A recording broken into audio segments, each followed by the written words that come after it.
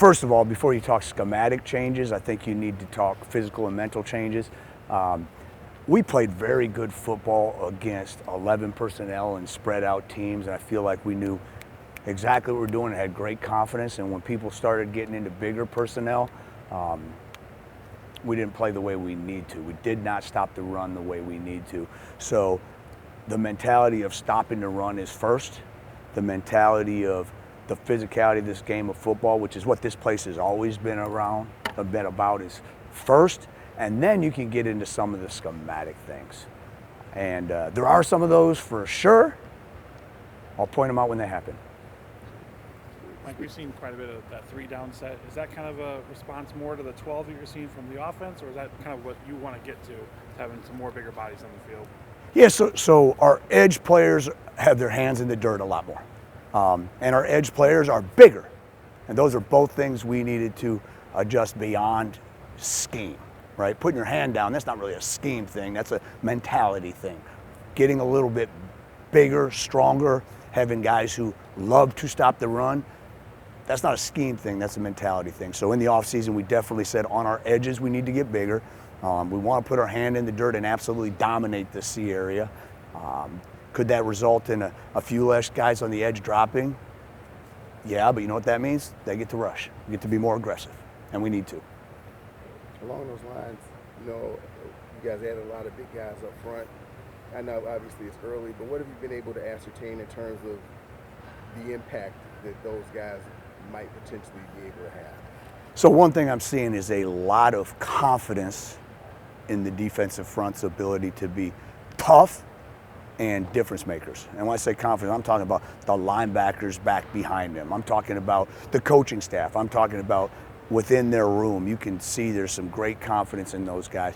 They are bigger, but I'm really proud of how physical they're playing, but they're not just bigger, they have a little bit of twitch to them too, which is really, really exciting. When you can put some size and some twitch together, that's where there's really problems, because the offensive line doesn't know if they're gonna get hit in the mouth or if they're gonna get shook a little bit. When it comes to the guys up front, the biggest balance is stopping the run versus rushing the quarterback. How do you guys create that balance with a bigger kind of defensive line with you guys in there? How do you kind of strike that balance? I think part of it is we've talked a lot about eliminating the do your job mentality and having more of a game changer mentality. I think there was a lot more, too many times last year where we were just hanging on, trying to hold on to our gap, just trying to do our job. I trust that you're going to do your job. We need to have a game changer mentality. So if you attack stopping the run with that mentality, you're naturally going in the right direction to rush the passer too. And if you're a bigger, stronger dude, those power rush moves are more what you need to be about anyway. But our guys' mentality of going in that direction, I think, is a big difference. One of those guys that's kind of stood out so far is Charles Perkins. What is about the way he plays or the fit and what you guys are looking for that has helped him kind of stand out right now? Hey, Charles Perkins and Suggs. Perkins and Suggs are both guys who, at the 3 technique, are big, strong dudes, but quite honestly have a little more twitch than we've been playing with. I'm just going to be honest with you. And they're also guys that go, go, go, go, go, go, go. I think their mentality is something that is exciting everyone on the defense, everyone on the team, to be honest with you. Perkins, in particular, is a guy, it doesn't matter what the last 3 plays look like. He is going to bring energy. He's going to lift people up. He comes in the huddle when I am as angry as I could possibly be and gets me excited for the next rep because he says something wacko, something. I mean, he is what he is, but he lifts everybody up. And where we have improved and we must continue to improve is not allowing one negative play to affect us, right? You can't allow an 8-yard gain. Who cares? As long as we create negatives and takeaways and don't give up explosives, play the next play. And he naturally does that, and that's rubbing off on all of us, including me. Like the corner spot had some movement there. You have guys back there that played a lot of football. Depth would seem to be a little bit of a concern. How do you feel about that position as a whole? Right now, really good. If you can have both your returning corners come back, it's hard to not be excited. And then both Latimer and Hill, I think, are both very good transfers that we brought in who have absolutely the right mentality. They can give us reps. They can be Big Ten starters, but even if they're not starting, their attitude is just where we need it to be. So you feel good about both those guys coming in. But I'm just going to tell you, if you have both your starters at corner coming back, you can't complain. Yeah. Oh, because there are a lot of guys you get added through the portal who are kind of making that jump up from the FCS level on the defense. I guess I'm wondering, when you're kind of trying to figure out if guys or how their transition is going, what are you looking at, and what are you seeing from some of those guys that are trying to make that jump? Yeah, there's a couple things. If we didn't think their skill set gave them a chance, we wouldn't have brought them in. But is this game moving faster for them, or are they right up with the speed of the game? That's one thing. And then another thing is, do they play with the same confidence they did at the previous level right now? Do they continue to trust themselves? You were talking about Matt Young. He's coming from a completely different level of ball, but he was a very dominant player. Does he come in with still a dominant player mindset, or is it a let me see how I fit in here type of mindset? And he's coming in with the right mindset. He believes in himself.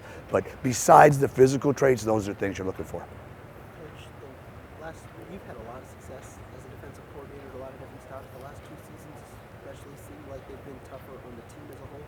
Have you found yourself growing as a coordinator anyway in the off seasons, or what are things that you've kind of done to change you to grow in different areas? So absolutely yes. 2 things. One, as a good coach, you need to do what your players do really well. Yes, so we got to continue to find that. But B, being real with yourself about the type of players that you need as well, right? So that's a couple things that you continue to evolve at. But the other thing is the mentality, and I just mentioned this, not necessarily trying to win every single play, meaning we don't have to hold them to 3 yards every single play. We need to create negatives, we need to create takeaways, and then eliminate the explosives, okay? And then dominate in the clutch. When you try to play perfect, or when you try to call a game perfect, it turns into that fit ball where everybody's just trying to just do their job. So I'm encouraging the players to have the game changer mentality, but myself too. Like, I need to call the game with a game changer mentality. Sound, but we need to be aggressive and have a takeaway, negative play mentality. Like, when you talk about that mentality shift of, like, not letting that one play kind of snowball, that seems to be the last, not just even before your staff came in, like, that seemed to be something that, how do you break that, I guess, in guys? Like, how do you, is it mental talk between practices as on the field? Like, how do you break that? It's like, yeah, a couple things, okay? We have great guys who want to do it right all the time. So when you don't, you're naturally not satisfied, okay? That's great if it motivates you. That's not great if it drags you down. The thing that we were just talking about, where we set our objectives as negative plays and takeaways, and not our objectives of being perfect. Our objectives being the process and not perfection, I think has changed it. And we can go back and show how we created some negatives. We can show how we're attacking the football. And as long as we don't give up explosives, the vision of perfect, we have to get rid of that. Because we do have guys that want to do right. It's not like they're going to go rogue. Sure. They're not going to go rogue. They're going to want to do right. So skip perfect. We say, don't worry about it. We'll figure it out later. Attack, attack, attack. You guys will play without Hunter Wohler for the first time in a few years. What's the mentality when it comes to replacing a player like that, both on and off the field? You know what? I love Hunter Wohler. I wish Hunter Wohler was here. And I'm really hoping for the best for him. He's going to have a great NFL career.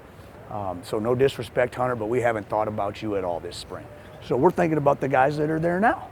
And we're excited about the progress Austin Brown has made in terms of his confidence and his willingness to shoot his gun. We're really excited about the Matt Youngs and Matt Trainers of the world, who I think fit in to be really, really good Big Ten football players. Wish we had Hunter? Absolutely. Focused on these guys. Fickle talked on Tuesday about, he acknowledged that the safety battle is pretty wide open. Regardless of specific players in mind, what balance of talent do you want at those positions?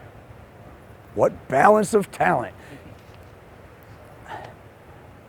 You need to be able to be a leader and communicator at safety. If you can't make quick, decisive decisions in terms of communication, you don't have a chance, okay? You also have to make good decisions on the field in play, because as a safety, if you lose leverage, it's going the distance. If you undercut a route at the wrong time, it's going the distance. So decisive, and over time proving to be decisive, making the right decisions are critical. But in our defense, you need to be able to play the deep part of the field and have some range, and you better be able to tackle. There's not going to be one of the 11 on the field in a Coach Fickle or Coach Tressel defense that doesn't bring it when they tackle. But more so this year than ever, do you attack the ball? We need to create takeaways. Mike's kind of talked about Aaron Witten is kind of this hybrid position. I guess I want to get your thoughts on it. What makes him ideal for it, and is this something similar to maybe what Hunter was doing at some point, just with a bigger guy? Yeah, you can't really compare it to what Hunter was doing because you're going to put Hunter in a lot more space. But in terms of finding a guy with high football IQ and trying to put him in position to do what he does best and make plays, yes, in that regards. He's a guy that impacts others when he's on the field. He has an intenseness and he has a football IQ and he has a communication skill that impacts others. So when he's on the field, that is good for us. So we're trying to find the role that allows him to A, be on the field, but B, do what he does best and use his football IQ to recognize situations and be able to make big plays for us. Mike, we've seen Latimer kind of shift into that. Yeah, I know these guys want Coach Mitch. I feel you. We've seen Latimer kind of move into that nickel role with that first defense. What is that process of developing nickels? Because it's kind of like center on offense where you're not recruiting that guy from high school that's playing that position already. So what's that process of getting guys ready to play nickel in the college level? Well, first of all, he has played a little bit of nickel in his college career, which is fantastic. If I'm going to be honest with you, a few years ago, if you'd asked me that in the defense we played at Cincinnati, it would be a very high percentage about man skills and about understanding where your help is within a defense, right? If you are in a defense that the percentage of the zone goes up a little bit, there has to be a lot of feel involved because it is harder to diagnose routes in a zone if you're in an underneath zone as opposed to top-down vision. And he seems to have pretty good instincts. But the last thing is corner skills, but you're going to be involved in the run game a lot more than your traditional corner, so you have to embrace that. You have to attack that, and the more and more we can find a guy that's also impactful blitzer, that would be really nice.